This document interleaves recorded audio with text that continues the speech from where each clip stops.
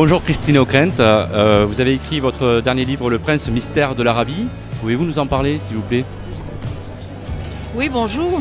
Eh bien, l'idée est de nous interroger sur ce pays opaque, totalement méconnu, qu'est l'Arabie Saoudite, qui est d'abord le foyer du terrorisme qui a frappé si durement notre pays.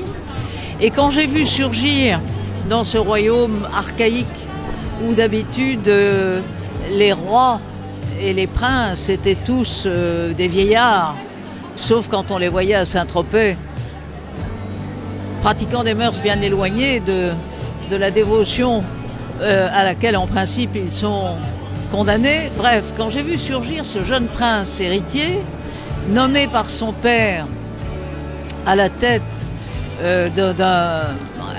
d'une concentration de pouvoir sans précédent, je me suis dit que c'était un personnage à suivre.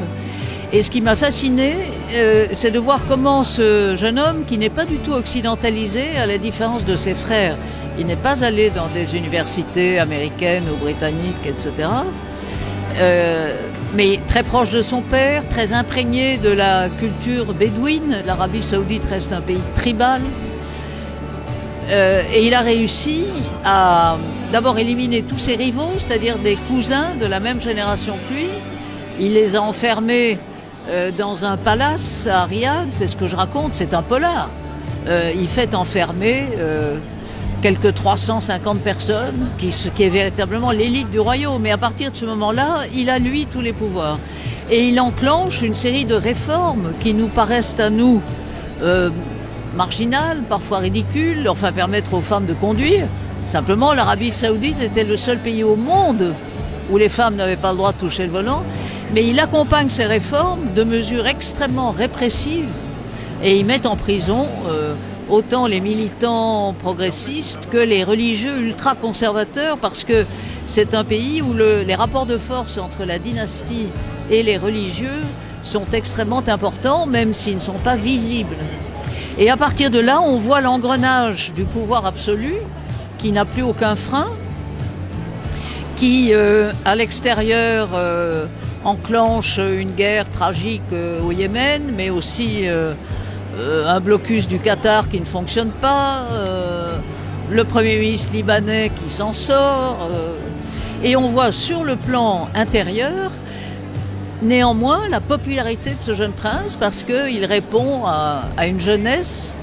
70% des Saoudiens ont moins de 30 ans, une jeunesse qui était jusque-là asphyxiée et qui tout à coup se dit peut-être qu'avec lui on va respirer un peu. Mais pour nous Européens, l'Arabie Saoudite est un pays qu'il faut vraiment tenter de comprendre, parce que face à l'Iran qui a gagné la partie en Syrie, en Irak et au Liban à travers le Hezbollah, et jusqu'à un certain point au Yémen, parce que l'insurrection au Yémen est soutenue par l'Iran.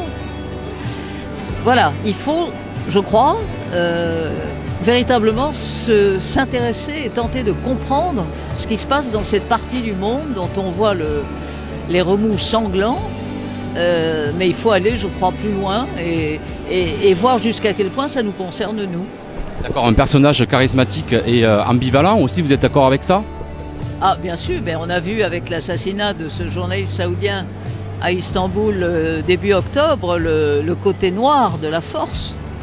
Mais c'est aussi dans la logique de ce que je décris, c'est-à-dire quelqu'un qui n'a pas... Il n'y a aucun contre-pouvoir, il n'y a pas de contrepoids.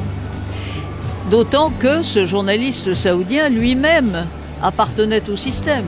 Il avait fait tout son parcours à l'intérieur du système de pouvoir.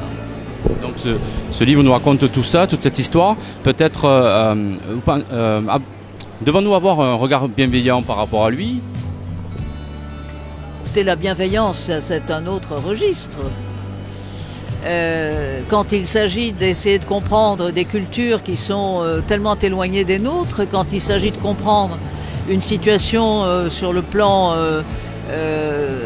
stratégique qui nous concerne, il ne faut pas oublier non plus qu'ils ont beaucoup de pétrole et qu'ils peuvent, à cause de l'importance de leurs réserves, jouer sur le prix du pétrole. Et au moment où en France on grogne tellement sur le prix de l'essence à la pompe, tout ça remonte aussi à l'Arabie Saoudite.